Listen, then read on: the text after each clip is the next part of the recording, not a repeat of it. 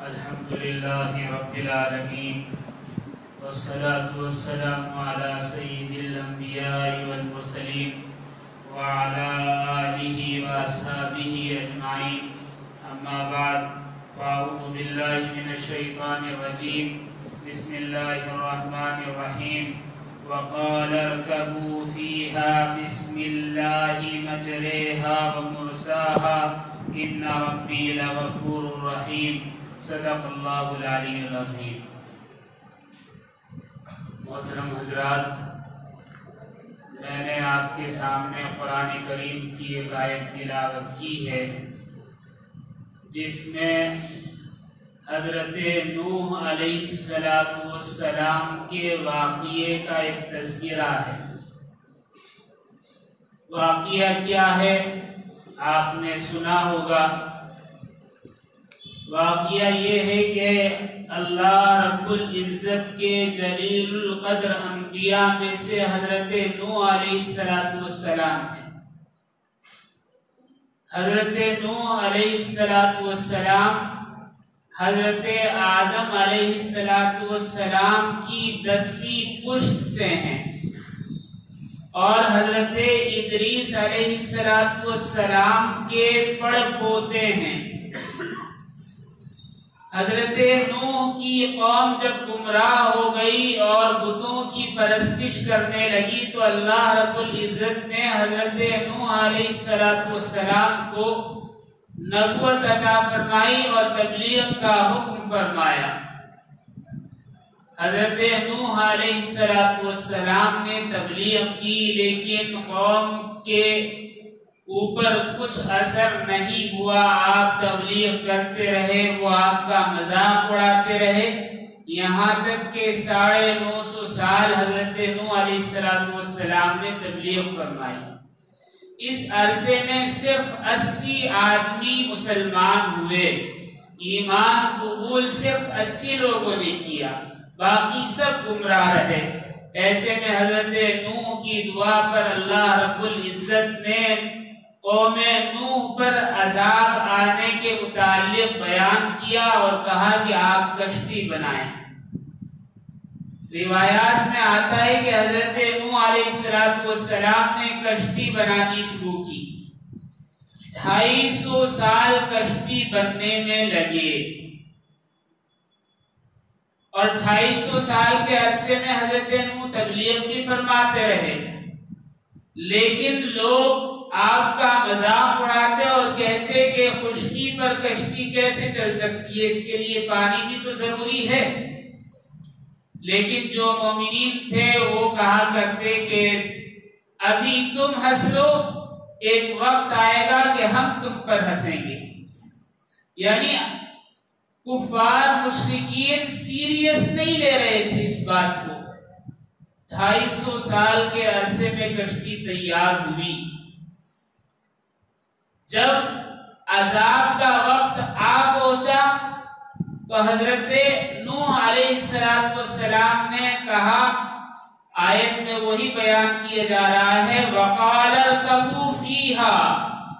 حضرت نوح علیہ السلام نے کہا کہ اس کشتی میں سوار ہو جاؤ، بسم اللہ مجریہا ومرساہا، اللہ کا نام لے کر سوار ہو جاؤ۔ اس کا چلنا اور اس کا لنگر انداز ہونا اللہ کے نام سے ہی ہے۔ پھر آگے فرمایا، ان ربی لغفور رحیم، بے شک میرا پروردگار بڑی بخشش کرنے والا اور نہایت رحم کرنے والا ہے۔ حضرت نوح علیہ السلام اس کشتی میں سوار ہو گئے۔ کشتی بہت بڑی تھی، اللہ کے حکم سے جتنے جانور چرند پرند اس روئے زمین پر تھے، سب کے سب کا ایک ایک جوڑا اس کشتی میں سوار کر لیا گیا۔ اور یہ کشتی کہاں جا کر رکی؟ جودی پہاڑ پر۔ جب سیلاب اور طوفان ختم ہو گیا، جودی پہاڑ پر جا کر رکی۔ مفسرین فرماتے ہیں کہ حضرت نوح علیہ السلام کی بستی آج کے زمانے میں جو کوفہ ہے عراق کے اندر، وہاں آباد تھی، کیونکہ اس کے اطراف میں سعودی عرب تک جو اونچے اونچے پہاڑ ہیں، ان پہاڑوں کی چوٹیوں سے ایسے ڈھانچے دستیاب ہوئے ہیں جو سمندری مخلوق صرف گہرے پانی میں پائی جاتی ہے۔ بہرحال حضرت نوح علیہ السلام سوار ہوئے۔ یہ کشتی بہت بڑی تھی۔ کتنی بڑی تھی؟ روایات میں صرف یہ آتا ہے کہ 17,000 مخلوق اس پر سوار تھی، یعنی 17,000 جانوروں کے، پرندوں کے، چرندوں کے جوڑے اس کشتی میں سوار تھے، اور وہ 80 با ایمان لوگ جنہوں نے حضرت نوح کی تعلیم کو اپنایا تھا، اور حضرت نوح اور آپ کے ساتھ 3 بیٹے اور۔ بہرحال یہ کشتی آج دستیاب ہو گئی ہے۔ ترکی میں پہاڑوں کا ایک سلسلہ ہے، وہاں پر یہ کشتی 1977 میں دستیاب ہو گئی، پالی گئی، اور چائنا کے ریسرچرز جو ہیں انہوں نے اس پر تحقیق کی تو بتایا کہ یہ کشتی حضرت عیسیٰ علیہ السلام سے 4800 سال پہلے بنائی گئی تھی۔ یعنی لکڑی کو دیکھ کر انہوں نے اندازہ لگایا ہے، ہو سکتا ہے اور بھی پرانی ہو۔ لیکن جب یہ کشتی دستیاب ہوئی تو اس پر بہت سارے سوالات کھڑے ہو گئے کہ حضرت نوح علیہ السلام کا واقعہ توریت میں بھی ہے، یہودیوں کے پاس، اور کرسچنز کے پاس بھی ہے، بائبل میں، انجیل میں، اور قرآن کریم نے بھی اس کے متعلق بیان کیا ہے، اور بدھسٹوں کے یہاں جو پرانی کتابیں ہیں اس میں بھی حضرت نوح کا تذکرہ ملتا ہے، اور جو اور دوسری پرانی قومیں ہیں ان کے یہاں بھی، ہمارے یہاں ہندوستان میں ویدوں میں بھی ان کا تذکرہ ملتا ہے۔ لیکن یہ وہی کشتی ہے یا نہیں، اس بات پر سوال کھڑے ہو گئے۔ لیکن جب تحقیق کی گئی تو پتہ چلا کہ اس سے زیادہ پرانی لکڑی اور پرانی کشتی کوئی نہیں ہے، تو اندازہ ہوا کہ واقعتاً یہ وہی کشتی ہے۔ لیکن یہودیوں نے اس پر بہت سارے سوالات کھڑے کر دیے۔ کیا سوالات؟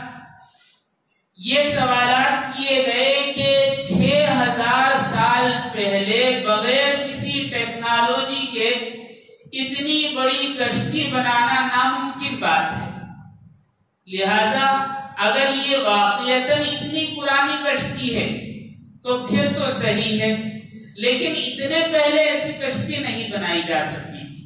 لیکن اس کا جواب نہ تو توریت میں ملا نہ انجیل میں ملا، یعنی کسی بھی مذہبی یا غیر مذہبی کتابوں میں اس کا کوئی جواب ان کو نہیں مل سکا۔ قرآن کریم نے اس کا جواب دیا، اور ان کے تمام اعتراضات کا تسلی بخش جواب دیا۔ سوال کیا گیا کہ اتنے پہلے بغیر کسی ٹیکنالوجی کے ایسی بڑی کشتی جو مہینوں تک سفر کرتی رہے، اتنا وزن اٹھا کر یہ نہیں بن سکتی تھی۔ تو قرآن کریم نے اس کا جواب دیا ہے سورہ قمر کی آیت نمبر 13 میں۔ کیا جواب ہے؟ ہم نے نوح کو ایک ایسی کشتی میں سوار کیا تھا جو تختوں اور کیلوں سے تیار کی گئی تھی، یعنی میخوں سے تیار کی گئی تھی۔ سوال یہ کیا جا رہا تھا کہ میخ اس زمانے میں تھی ہی نہیں، لیکن کمال کی بات یہ ہے کہ جہاں یہ کشتی ملی ہے اس کے آثار میں سے دھات کی بڑی بڑی میخیں نکلی۔ اللہ اکبر! قرآن کریم نے صاف ارشاد فرما دیا۔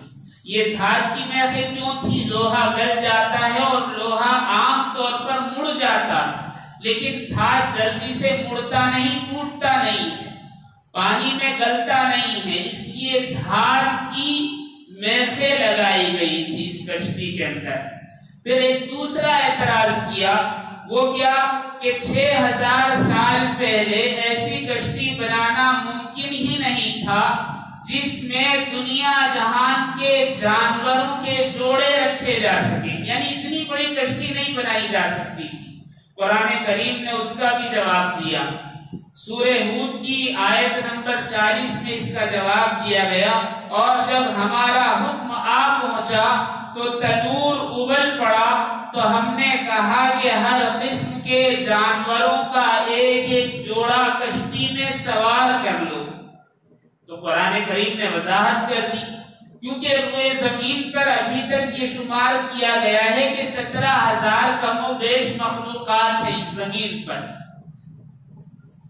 لیکن یہاں قرآن کریم نے یہ تو کہہ دیا کہ اتنی، یعنی اس میں ہر مخلوق کا ایک ایک جوڑا سوار کر لو۔ روایات میں آتا ہے کہ حضرت نوح نے سوار بھی کر لیا تھا۔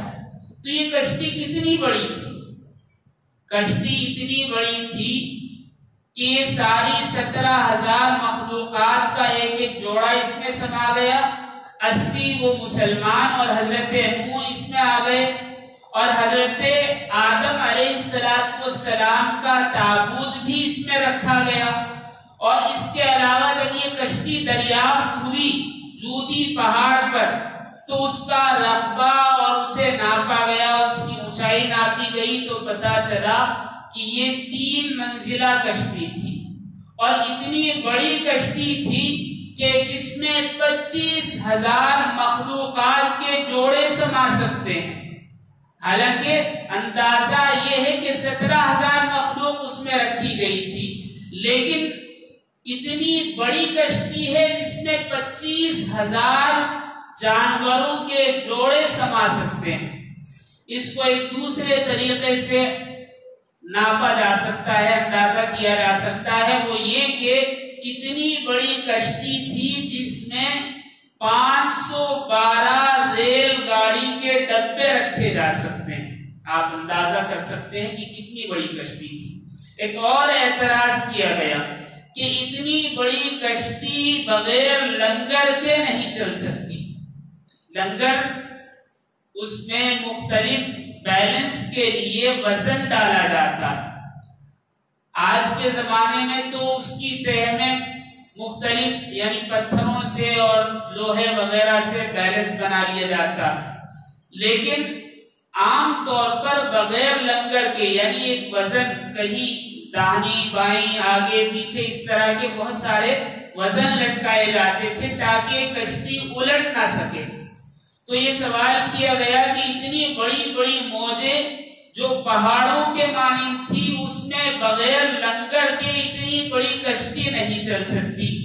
تو اس کا جواب بھی اللہ رب العزت نے سورہ ہود کی آیت نمبر 41 میں دیا کہ اور نوح نے کہا اس کشتی میں سوار ہو جاؤ، اللہ کے نام سے ہی اس کا چلنا ہے اور اسی کے نام سے اس کا لنگر انداز ہونا ہے۔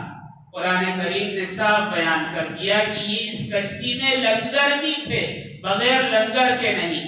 اور پھر جہاں یہ کشتی پائی گئی اس کی وادی میں بڑے بڑے پتھر ملے ہیں، تقریباً 9 فٹ 10 فٹ، جس کے ایک کنارے پر بہت بڑا ہول ہے جس میں اندازہ لگایا جا رہا ہے کہ رسیاں باندھ کر اس کو لنگر کے طور پر استعمال کیا گیا ہوگا، کیونکہ اتنا بڑا بھاری ٹکڑا لوہے کا اس زمانے میں بنایا نہیں جا سکتا تھا، نہ شاید کاریگری تھی، لہذا پتھروں کو استعمال کیا گیا۔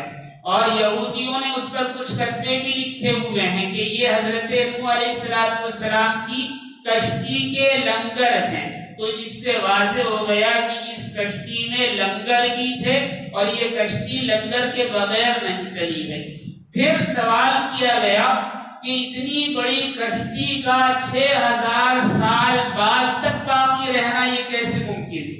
اگر مان لیا جائے کہ یہ وہی کشتی ہے تو سوال ہوتا ہے کہ اتنے دن یہ کیسے رہ گئی، اور ایک ایسی جگہ جہاں پر اندازہ بھی نہیں کیا جا سکتا، یعنی پہاڑ کی چوٹی پر دھوپ ہوتی ہے، تمازت ہوتی ہے، اس میں کیسے رہ گئی؟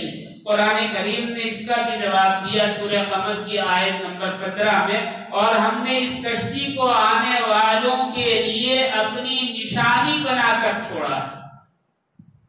تحقیق کاروں نے تحقیق کی تو پتہ چلا کہ جہاں تک بھی پہاڑوں کا سلسلہ ہے اس میں جودی نام کا وہ پہاڑ جس پر یہ کشتی ملی ہے زمین سے 11,000 فٹ اونچا ہے، ایک بات۔ دوسری بات، زمین سے 11,000 فٹ اوپر ہونے کے باوجود اس چوٹی پر ہی برف ہے، باقی کہیں برف نہیں ہے۔ اس برف نے اس کشتی کی حفاظت کی اور آج 6,000 سال بعد تقریباً یہ کشتی دریافت ہو گئی ہے۔ بہرحال ترکی میں جودی نام کے پہاڑ پر یہ کشتی دریافت ہوئی ہے، جو موصل سے 161 کلومیٹر کے فاصلے پر ہے۔ اگر آج بھی وہاں جایا جائے تو موصل سے تقریباً 3 گھنٹے کار سے لگتے ہیں بائی روڈ۔ بہرحال اللہ رب العزت نے اس کی ساری وضاحت فرما دی۔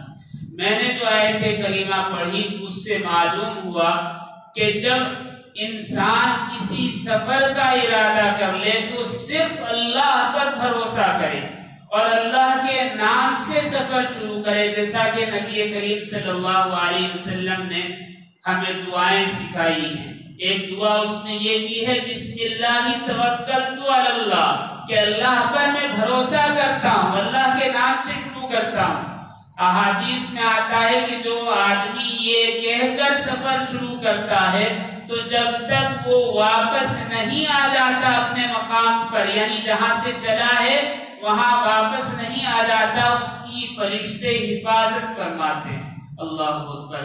بہرحال اس سارے واقعے سے یہ عبرت ہمیں ملتی ہے کہ اگر اللہ کی نافرمانی کی جائے تو مخلوق چاہے کتنی بھی ہو، کہیں تک بھی پھیلی ہوئی ہو، اللہ کے عذاب سے نہیں بچ سکتی، اور حق والے چاہے کتنے تھوڑے ہوں وہ اللہ کے حکم سے بچ جاتے ہیں۔ اللہ تعالی ہمیں اپنی مرضیات پر چلنے کی توفیق عطا فرمائے۔ وآخر دعوانا ان الحمد للہ رب العالمین۔